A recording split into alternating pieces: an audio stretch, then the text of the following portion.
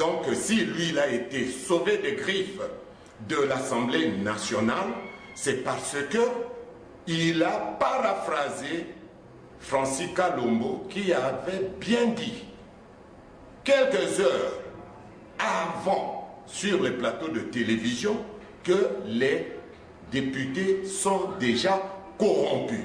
Donc, cette corruption vient d'être maintenant institutionnalisée.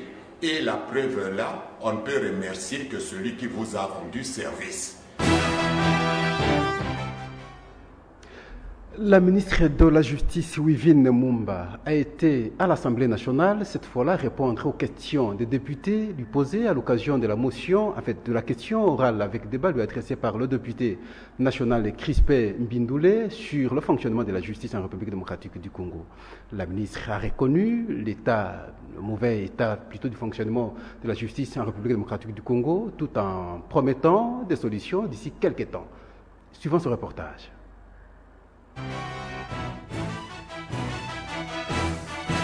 La plénière de ce mercredi 17 avril 2013 à l'Assemblée nationale a été consacrée essentiellement à l'audition des réponses de la ministre de la Justice, Wivine Matika, aux questions lui posées par les députés nationaux lors du débat général sur la question orale avec débat lui adressée par le député Crispin Mbindoulé sur le fonctionnement de la justice en République démocratique du Congo. Comme lors de ses réponses du 10 avril passé, la ministre de la Justice a reconnu le degré de la corruption et des concussions qui gangrènent l'appareil judiciaire au pays et s'engage dans l'unité de trouver solution aux différents maux qui rongent la justice. Je crois que la corruption est un fait réel. Je l'ai exprimé, peut-être que ça a été mal pris. Je crois que vraiment le corps social est complètement gangréné par la corruption et que ce n'est pas propre à la justice. Mais c'est vrai que nous, en tant que justice, nous devons donner l'exemple et peut-être lutter encore plus pour mettre fin à cette gangrène qui réellement pose problème. L'auteur de la question orale, Crispin Mbindoulé, met en cause toutes les réponses fournies par la ministre, les qualifie de théories. Il promet de déposer la demande d'interpellation dans quelques heures contre la ministre de la Justice. La ministre n'a pas donné des réponses adéquates à la corruption et à la concussion qui gangrène la justice congolaise. La justice congolaise, elle est devenue une justice des riches. C'est pourquoi je transforme ma question orale en interpellation pour qu'on puisse donner à Madame la ministre des recommandations après son explication. Daniel Monativa, vous aviez suivi les reportages. D'abord, c'est le premier en rapport avec la motion de censure contre le Premier ministre, initiée par le député Jean-Baudouin Mayo de l'UNC. Hélas, la motion n'a pas été débattue. Seulement, 41 députés avaient retiré leur signature. Ça vous a dit quoi, surtout le comportement des élus du peuple? Mais quoi, pessimité? J'ai à le dire très souvent. Même pour tricher ou pour mentir, il faut être intelligent. Et je considère que même un vol ou un détournement, lorsqu'il est bien conçu, aboutit à un résultat demandé. Mais quelque temps avant cette fameuse motion de défiance contre le Premier ministre Matata Ponyo, motion de censure. De censure, oui, excusez-moi, de censure, il m'a été donné d'intervenir lors d'émissions dans certains journaux télévisés en disant que sans pour autant dédouaner Matata Ponyo, il ne faudrait pas que ce genre de motion soit initié juste pour le faire partir dans le cadre d'un règlement de compte. Je l'avais dit, on n'a pas été écouté. Que se passe-t-il exactement? On en revient au même point qui est celui de la légitimité de ce Parlement. Bidon. Personnellement, par rapport à tout le cirque auquel nous avons assisté pendant cette dernière semaine, mon premier sentiment est celui d'avoir honte. Je crois que le Parlement a fait honte au peuple congolais, dont nous faisons tous partie. Nous avons eu honte. Ces images hautement dépréciables étalées à la face du monde, nous avons vraiment brillé. Enfin, ce Parlement a vraiment brillé par son amateurisme et son inconséquence. Je crois qu'il y a des choses qu'il ne faut pas faire lorsqu'on n'est pas sûr d'y aboutir. Ce que je déplore, sans pour autant dire qu'il faudrait absolument maintenir le Premier ministre Matata Ponyo à son poste. Il est vrai que les choses ne marchent pas. Tout le monde s'en est rendu compte, à commencer par sa propre famille politique, sans parler de l'opposition et de la population congolaise. Mais pourquoi avoir initié cette motion de censure de manière bâclée? Qu'est-ce qui faisait courir M. Mayo? C'est la première question. Qu'est-ce qui a fait courir les signataires de cette motion? C'est la deuxième question. Et qu'est-ce qui a motivé le retrait de ces signatures? C'est la troisième question. Vous comprenez que on pose des actes inconséquents en irresponsable total. On retire des signatures, en tout cas des responsables comme les députés, sans avoir lu le document, mais ils apposent la signature. C'est comme ça qu'ils ont pu accepter et ils ont retiré, ils ont apposé la signature plutôt sur un document qu'ils n'avaient pas lu. Est-ce que c'est sérieux vraiment pour un homme comme un député? Mais vous comprenez que si des députés nationaux sont capables d'apposer leur signature sur un document qu'ils n'ont pas lu, mais posez-vous la question en ce qui concerne tous les différents accords signés par la RDC qui fait qu'aujourd'hui la RDC se retrouve en position difficile face à ses agresseurs. Est-ce que ces documents-là, tous ces accords qui ont des signatures de divers responsables ont bien été lus? On vient de nous faire comprendre, on vient de nous apprendre par notre pouvoir qu'on peut encore signer, apposer sa signature sur un des documents stratégiques et hautement importants pour la survie de la nation sans l'avoir lu au préalable. C'est très grave. Et parce que aussi le contenu de la motion, on reprochait à Matata la mauvaise gestion, et c'est fondé au moins. Oui, mais en fait, fondé, sûrement. La question que je me pose est de savoir, c'est seulement une année après que Matata soit Premier ministre qu'ils se sont rendus compte que sa gestion était catastrophique. Mais dès la présentation de son programme de gouvernance, où le budget a été élaboré pour le paiement des salaires, pour les dépenses de l'État et la reprise économique, ces députés avaient-ils bien lu? S'ils disent qu'ils n'avaient pas lu non plus ce projet de budget, c'est très grave. Mais même s'ils n'avaient pas lu, ils l'ont entendu puisque le Premier ministre a défendu son programme de budget. Lorsqu'on a stagné, on a fait stagner la paye des fonctionnaires au niveau où elle est actuellement, ils ont tous signé. Ils étaient d'accord. Qu'est-ce qui les pousse une année après? Parce que tout ce qui se passe aujourd'hui n'est pas nouveau. Ça a commencé il y a plus de 9 mois. Après la mise en place du gouvernement Matata Ponyo, nous avons tous été d'accord qu'il fallait lui donner le bénéfice des 100 jours. Nous avons attendu 100 jours. Mais au bout de 100 jours, on avait déjà compris, en tout cas les politiques les plus avisés, dont je fais partie, avaient déjà compris dans quel merdier, excusez-moi, dans quel foutoir nous nous étions enfoncés. Mais qu'est-ce qui a motivé ces députés, un an après, à initier cette motion de cette manière-là, de la signer et ensuite de la retirer? N'oubliez pas qu'il n'y a eu que 137 signataires. Le Parlement compte 500 signataires. Donc il y avait 363 députés qui sont encore d'accord avec la manière de Matata de gérer le pays. Et ça, c'est encore plus grave. La gravité ne réside pas dans le nombre de signatures, mais dans le nombre des personnes, des députés qui n'ont pas signé. Et une fois de plus, dans le nombre des 137, 45 ou 46, je ne sais plus très bien, je ne m'y retrouve plus, retirent leur signature. Pourquoi? Ça veut dire qu'ils ont signé sans savoir ce qu'ils faisaient. Parce que moi je dis, en tant qu'homme politique, j'ai une façon que je peux poser des actes. Ils auraient reçu des injonctions de leurs partis ou des chefs de leurs chefs de partis politiques et tout ça. Mais, donc, ces députés ont été élus par leurs chefs politiques, ou pour ceux qui l'ont été réellement, parce que vous savez que beaucoup d'entre eux ne doivent leur place qu'aux espèces sonnantes et trébuchantes dont ils ont usé pour accéder à ce niveau, à ce poste-là. Mais malgré tout cela, qu'est-ce qu'un député? Quelqu'un qui légifère, qui contrôle l'action gouvernementale. Est-ce qu'on légifère avec des instructions? Alors, mais si c'est le cas, qu'il légifère déjà avec des injonctions de la hiérarchie, dans ce cas-là, comment pourrait-il contrôler sans ces mêmes injonctions? Et qui contrôlerait-il? Puisque la personne qui sont censées contrôler, ou les personnes qui sont censées contrôler, sont de leur propre famille politique, et ces personnes ont été mises en place par ces mêmes autorités. Donc, on comprend qu'avec ce Parlement, le rôle de légiférer n'est pas possible, celui de contrôler encore moins. Dans ce cas-là, que faut-il faire? Le Premier ministre, sauvé de justesse, il écrit une lettre au chef de l'État pour lui remercier, selon l'esprit de la lettre, pour avoir recalé la motion.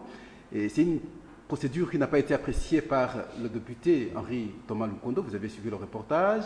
Il a fait une motion incidentielle à l'Assemblée nationale. Il faudrait maintenant qu'on appelle le Premier ministre pour qu'il vienne s'expliquer devant le bureau de l'Assemblée nationale.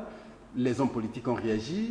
Ils parlent d'un acte anticonstitutionnel et ils évoquent également aussi l'aspect de la séparation de pouvoir. L'avis de Monanteba aujourd'hui par rapport à cet acte, c'est comment? Est-ce que la séparation des pouvoirs a déjà eu lieu dans notre pays? Qu'on cesse de se leurrer, de prendre des citrouilles pour des lanternes. Nous avons ici un problème qui met deux approches l'une face à l'autre. Nous avons l'aspect juridique, nous avons l'aspect sociologique.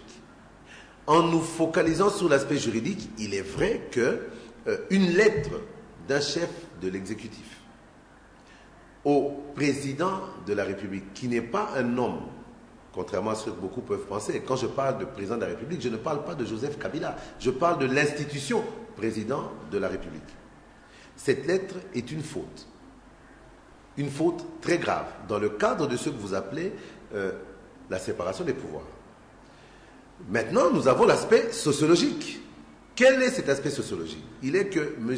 Kabila Joseph bénéficie d'une majorité écrasante au Parlement. C'est de cette majorité qu'est issu le Premier ministre.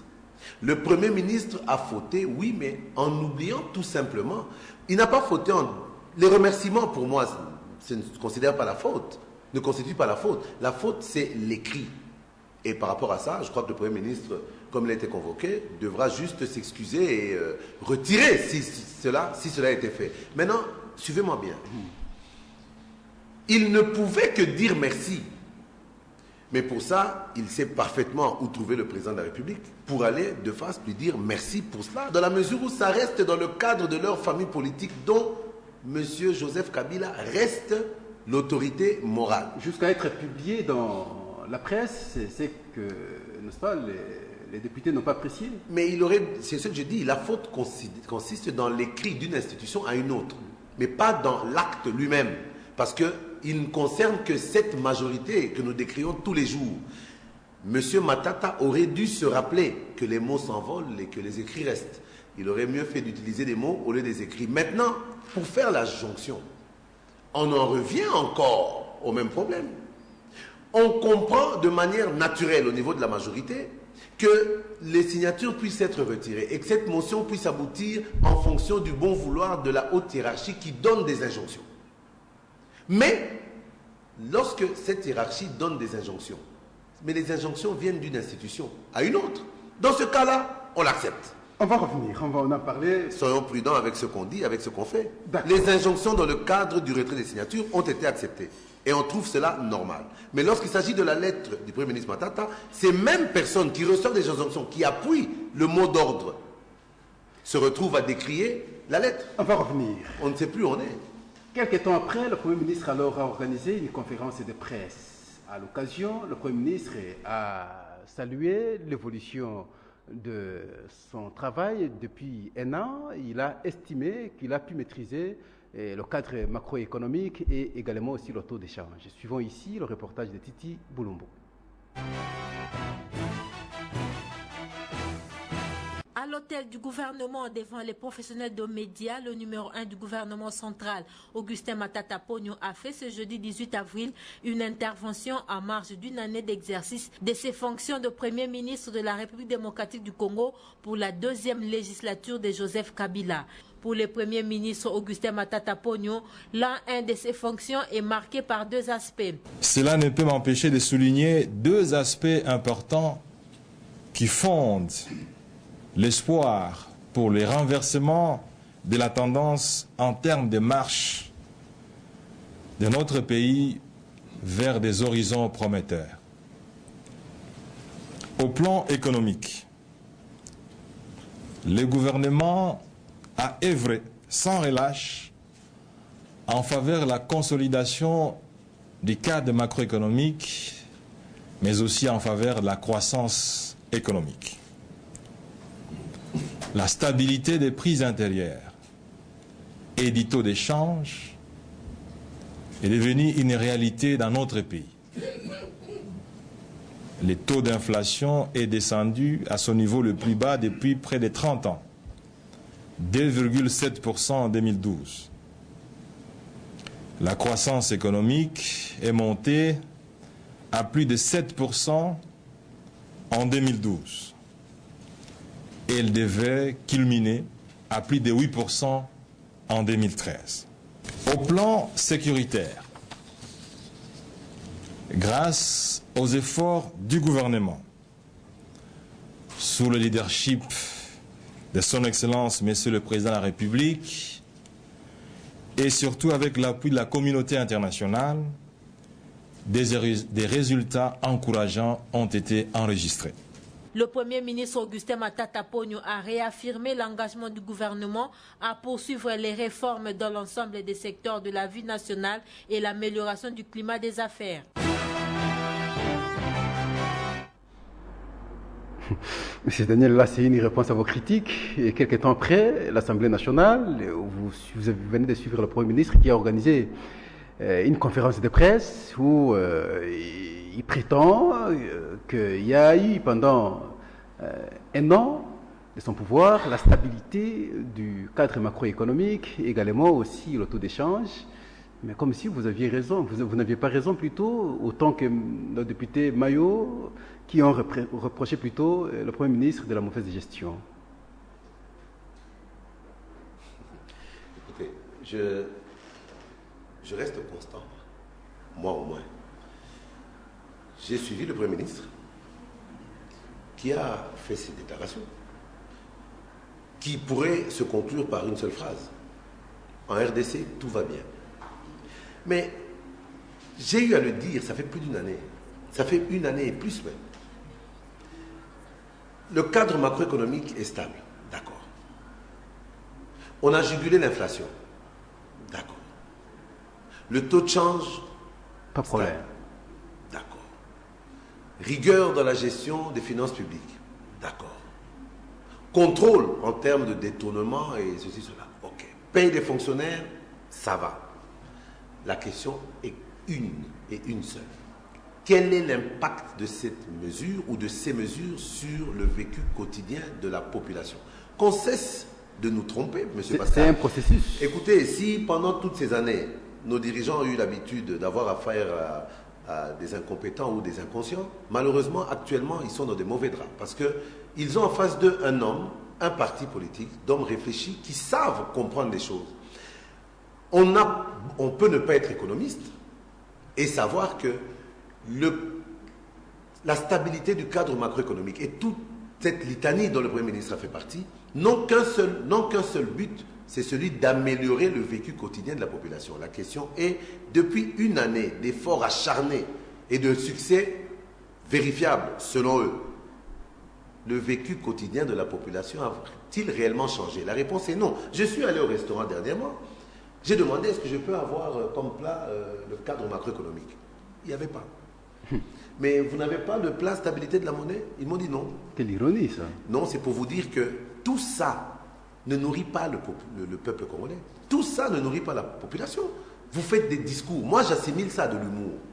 Mais au vu de l'état de la population congolaise, j'assimile les discours du Premier ministre à de l'humour noir. Il faut qu'on arrête. Je confirme aujourd'hui, parce qu'on parlait de gouvernement de technocrates. J'en doutais, mais là aujourd'hui j'en suis sûr. Parce que qu'est-ce qu'un technocrate? Un technocrate est une personne qui agit dans le sens de son programme ou du programme qui lui est imparti sans état d'âme. C'est comme les contrôleurs des impôts, de la DGI. Quand ils viennent dans une entreprise, ils font le contrôle. Ils n'ont pas d'état d'âme. Ils n'ont pas pitié des salariés. Leur problème, c'est voilà ce que vous devez atteindre comme chiffre, voilà, voilà. Et même si ils doivent être responsables de la fermeture de 5, 6, 7 sociétés, ils s'en foutent du moment qu'ils ont rempli leur mission.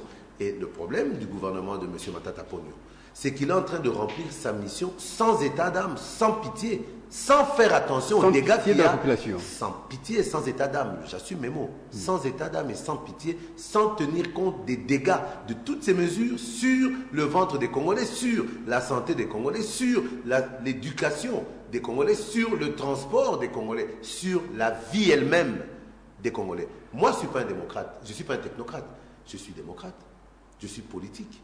Je préfère me considérer aujourd'hui comme un homme d'État, c'est-à-dire conscient des besoins de la population, pas conscient des besoins d'un programme ou d'une ambition. Je ne suis pas de ce bord-là. D'accord. Le statut de la République démocratique du Congo relativement aux productions extractives est suspendu temporairement par le conseil d'administration de l'ITIE international. La décision a été rendue publique depuis le jeudi passé. Cette décision n'embrale en rien le comité exécutif de l'ITIE République démocratique du Congo qui en a pris acte et s'est résolument investi pour les 12 prochains mois afin de ne pas compromettre les chances de voir la République démocratique du Congo accéder au statut de pays conforme. Jean-Pierre Ndjonji nous en parle.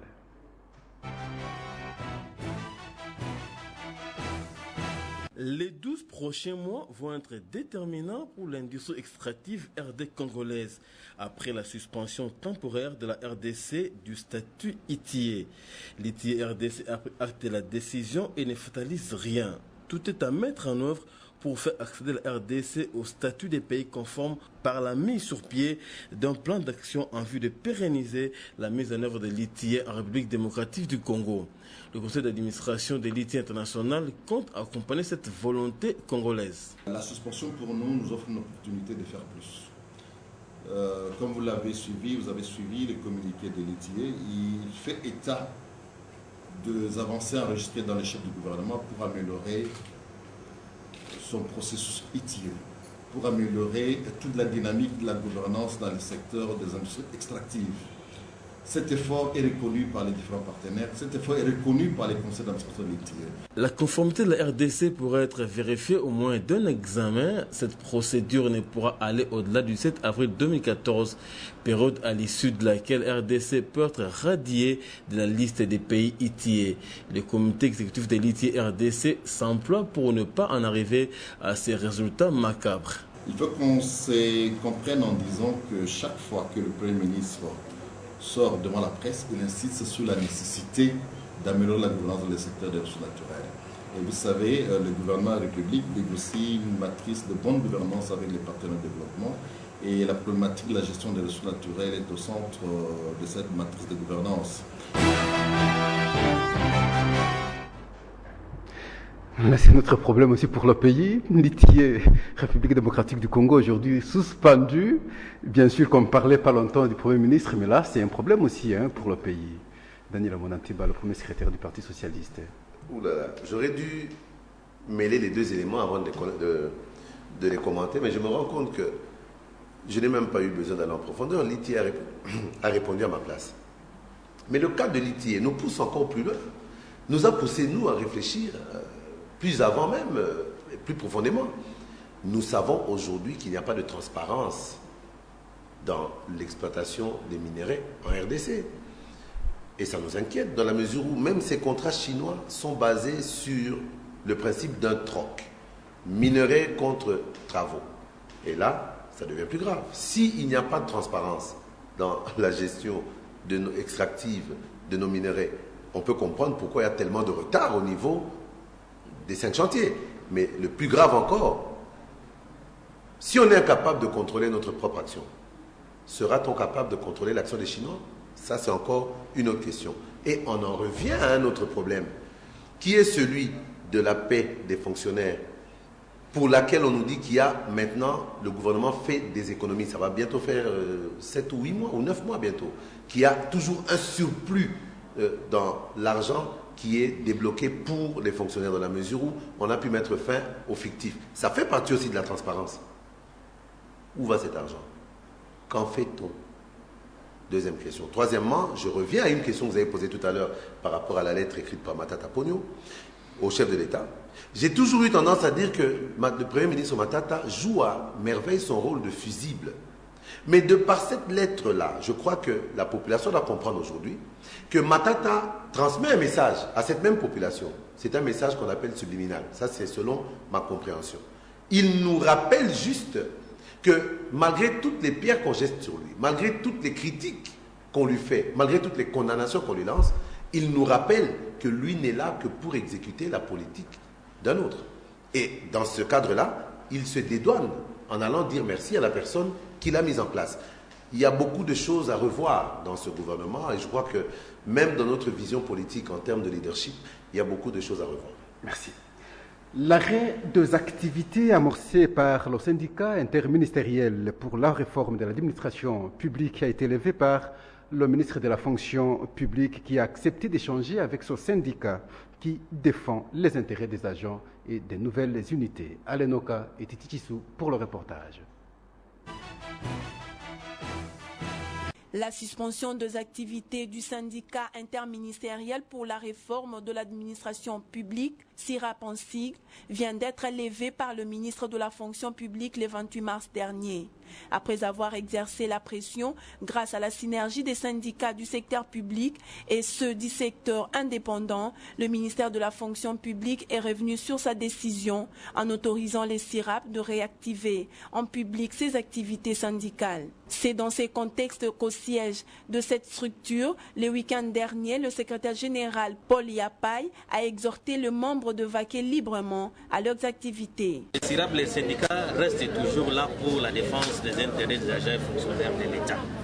Nous, notre stratégie que nous sommes toujours un syndicat de négociation, de collaboration, de participation et de développement au sein de l'administration publique. Nous allons continuer les démarches à négocier avec les autorités pour décanter les choses comme les cas des rejetés que je venais de dire, les cas des nouvelles unités qui sont payées dans les budgets annexes mais qui n'ont pas les numéros matriculés. Ça fait autant d'années. Nous allons écrire administrativement, informer le Premier ministre, les chefs du gouvernement, les ministres de la fonction publique, les ministres du travail, les ministres du budget pour qu'on puisse prendre ces gens-là en compte dans les budgets ordinaires. Le secrétaire général du SIRAP a remercié tous les syndicats pour leur soutien durant toute la période de la suspension. Il a également exhorté à rester toujours unis car le combat syndical devra continuer. En tout cas, toutes nos excuses pour la qualité de ces images. À l'instruction du dossier de viol sur mineur contre Diomi Ndongala, la Cour suprême de justice a ordonné sa mise en résidence surveillée selon le lieu choisi par le procureur général de la République. Maître Yala Toutou, l'un des avocats de Diomi Ndongala, nous fait le compte rendu de l'audience dans cet élément de Laetitia Louvezo et d'Odin Zumbu. L'arrêt contre la procédure pénale engagée par le procureur général de la République contre le député national Eugène Diomi Ndongala, poursuivi du chef des viols, a été rendu le lundi 15 avril à la Cour suprême de justice. La Cour a ordonné sa mise en résidence surveillée, selon le lieu choisi par le procureur général de la République. Depuis hier, ordonné sa mise en résidence surveillée.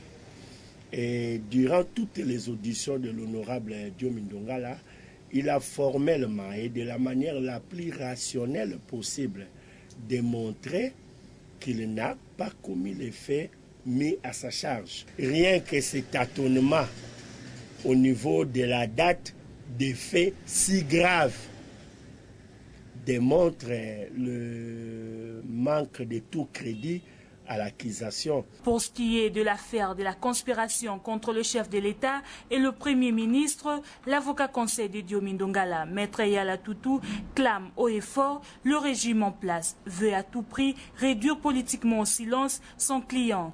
Car selon lui, ces problèmes de viol et de conspiration suscitent encore des doutes profonds au sein de l'opinion publique, estimant que des éléments prouvent à suffisance l'innocence du député national Eugène Diomi Ndongala.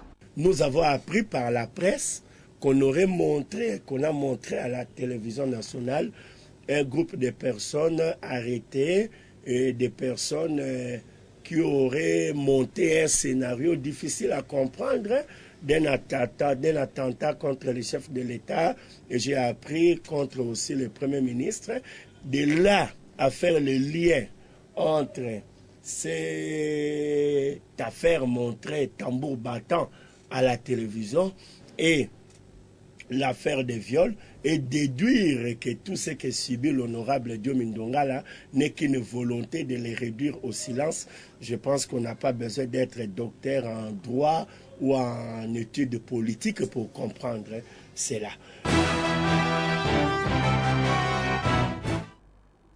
Affaire Diomi Ndongala, c'est un problème. Daniel Bonanteba, arrêté, pas longtemps, cause, viol sur mineur, arrivé là où il est aujourd'hui. Autre dossier surgit, c'est celui de vouloir attaquer le cortège du chef de l'État et du Premier ministre. C'est un problème pour un opposant. Comment vous aviez lu aussi cette situation, surtout, n'est-ce pas, un grief de plus sur la personne du président de la démocratie chrétienne, Eugène Diomi Ndongala? Je me rappelle d'un adage qui dit que qui veut noyer son chien l'accuse de la rage. En ce qui me concerne, sans pour autant vouloir me mêler d'une question qui est purement judiciaire, dont l'instruction est en cours, je préfère surtout me rappeler. Et certains de nos dirigeants feraient mieux de se rappeler que malgré cette cabale, que je considère comme étant une cabale, M. Diomi bénéficie toujours de la présomption d'innocence. Donc je préfère me dire que M. Diomi est présumé innocent jusqu'à ce que la procédure aille à son terme. Mais je voudrais quand même qu'on cesse un petit peu de donner chaque fois l'impression qu'il y a un acharnement sur un homme par rapport à des griefs commis ou pas. Personnellement, je ne vous mentirai pas, Pascal, tout cela ne commence pas, mais continue à faire peur à certaines personnes dont je fais partie, qui avons cette verve-là et cette fâcheuse habitude de dire toujours la vérité, rien que la vérité. Parce qu'on se rend compte que c'est devenu une arme qu'on utilise maintenant pour neutraliser les opposants. Tentative de coup d'État, tentative de ceci, tentative de cela, on a voulu faire ceci. J'avais dit il y a plus de 6 mois, 8 mois. Vous entendrez un jour, vous verrez Daniel Bonanteba passer à la télévision avec une bouteille d'eau en plastique, bien sûr, 2-3 pierres et je ne sais pas quoi, un téléphone portable, on dira, voilà, il a voulu attenter à la vie du chef de l'État, voilà, il a voulu attenter à la vie du Premier ministre, voilà, il a voulu attenter à la vie de je ne sais quelle autorité de la République, juste pour me faire taire. Écoutez, l'impression que ça donne actuellement, c'est vraiment, c'est pas sérieux. C'est pas sérieux. Ça donne vraiment l'impression actuellement qu'il y a quelque chose qui se cache derrière tout ça. On cherche à tout prix à obtenir quelque chose. Et, comme on dit, tous les moyens sont bons, tous les chemins mènent à Rome. Mais on doit faire attention parce que ce sont des actes et des faits qui nous rattrapent toujours. D'accord. Hier, d'autres étaient au pouvoir.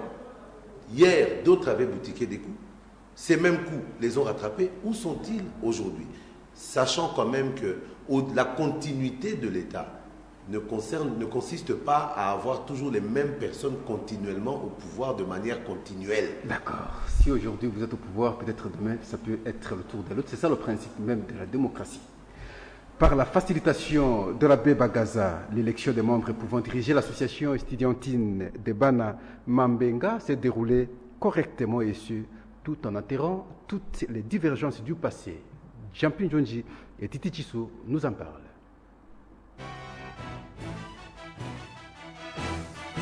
Les années de mésentente, conflits et malentendus chez les Bana Mambenga peuvent être conjugués au passé. L'encadrement et l'arbitrage du Grand Équateur, piloté par l'abbé Oswald Bagaza, auront été la voie par excellence pour remettre sous les rayons de l'unité les étudiants originaires de l'Équateur pour des ambitions plus nobles et pourvues des sentiments de réconciliation. Peter Nzinga, Monjiba et Nyanzabe ont été élus respectivement président, premier vice-président et deuxième vice-président au terme d'une élection ne souffrant d'aucune contestation. La facilitation du Grand Équateur s'en félicite. Nous sommes retrouvés ici pour accompagner nos jeunes frères étudiants au sein de l'association Mambenga. C'était pour l'élection du nouveau bureau. Mais ce qu'il y a de particulier pour nous ici, c'est que disons, l'association fonctionne depuis un certain temps dans l'irrégularité. Ça fait presque 3 ans qu'il n'y a pas d'élection de membres du nouveau bureau. Et c'est presque la situation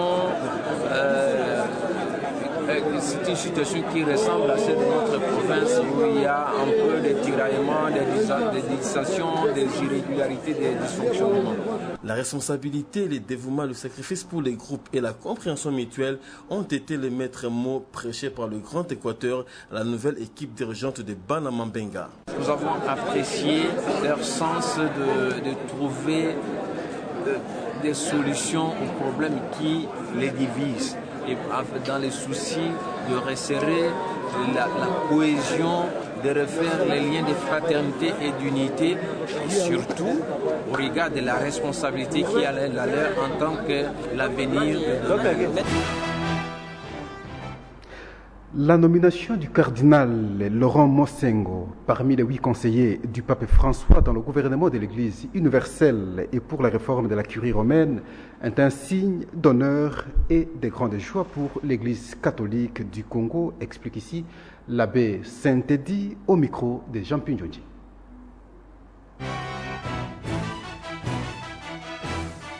Vient de marquer son premier mois de pontificat par une décision importante, la nomination de 8 cardinaux qui vont l'aider dans le gouvernement de l'Église universelle et qui vont l'aider aussi dans la réflexion au sujet de la réforme de la curie romaine.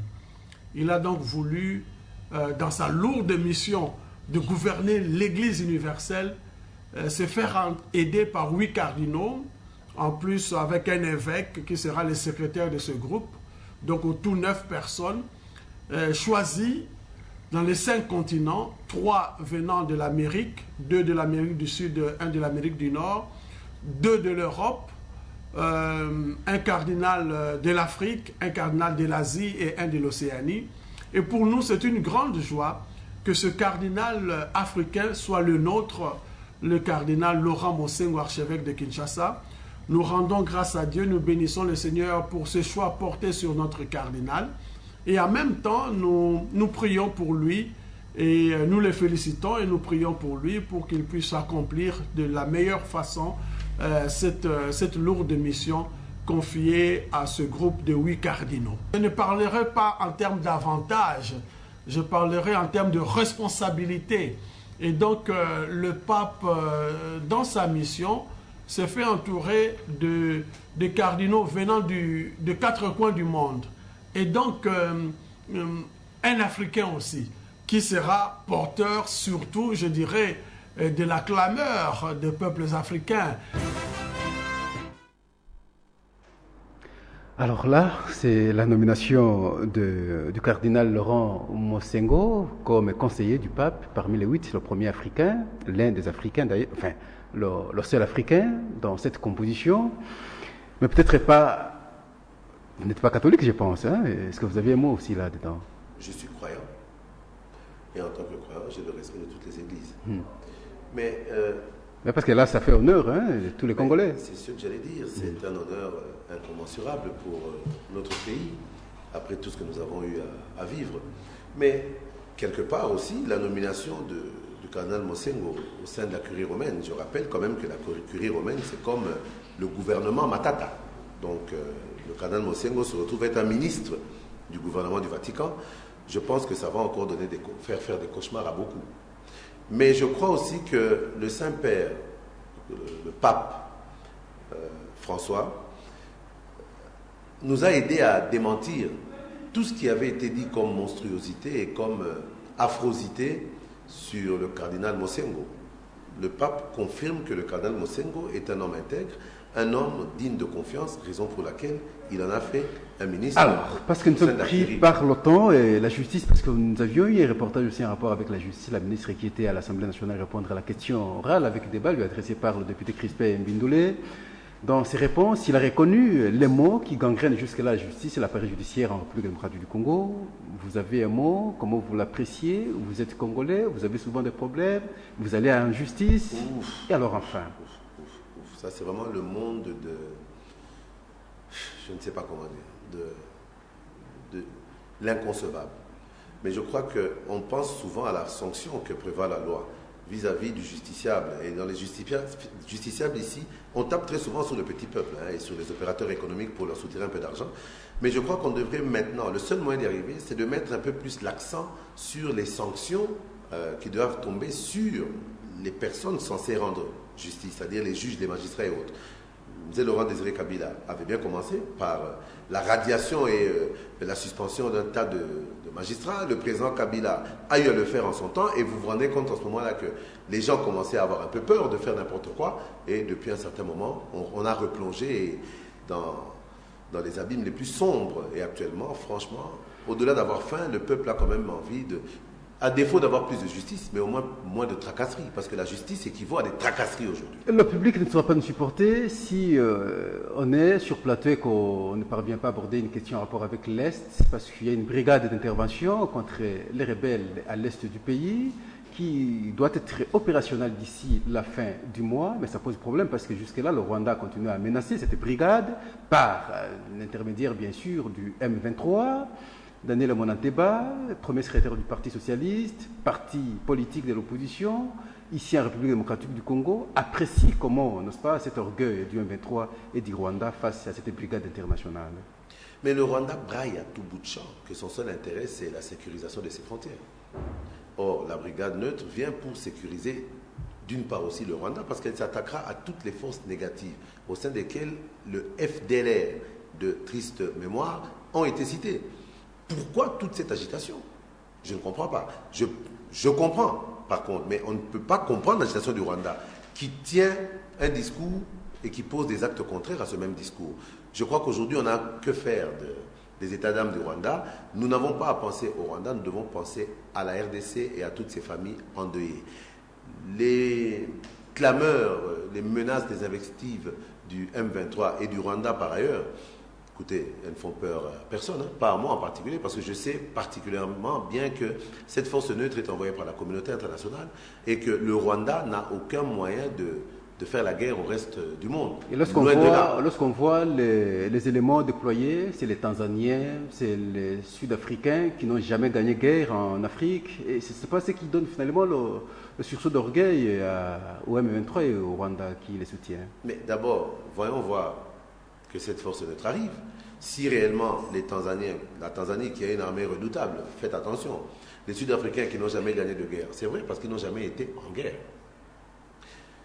Voyons voir ce qui va se passer, que la force neutre arrive, qu'elle soit sur le champ de bataille, qu'elle se fasse massacrer par le M23 et le Rwanda, et je crois qu'en ce moment-là, la communauté internationale se devra sûrement, au lieu de faire partir cette force neutre, la renforcer par des troupes plus aguerries. D'accord.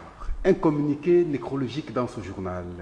L'honorable Sam Bokolombe, le colonel Jean-Louis Bokolombe, le colonel médecin Alpha Bokolombe, maître Bokolombe, ainsi que toute la grande famille Apanda ont la profonde douleur d'annoncer aux amis et connaissances la mort de leurs belles-sœurs, mères, sœurs et tantes, en la personne de Madeleine Apanda, décès survenu ce samedi 20 avril 2013.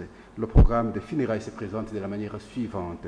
Mardi 23 avril 2013 à 13h, levé du corps de la morgue de la clinique Ngaliema pour son exposition à l'espace royal sur l'avenue Moueneditou, en face du siège de l'Assemblée provinciale de Kinshasa pour la vieille mortuaire. Mercredi 24 avril 2013 à 12h, levé du corps pour l'office religieux à la cathédrale Notre-Dame du Congo dans la commune de Lingwala, et l'enterrement interviendra à 14h au cimetière Nécropole entre terre et ciel dans la commune d'Ensélé. Ce communiqué tient lieu de faire part pour la famille honorable Sam Bokolombe. Alors Daniel Monanteba, parce que là nous sommes à la fin de notre entretien et nous vous disons merci pour avoir répondu à notre invitation. C'est moi qui vous remercie, Pascal. Merci, et voilà, c'est par ce communiqué que nous mettons finalement terme à notre journal d'aujourd'hui. Merci et au revoir.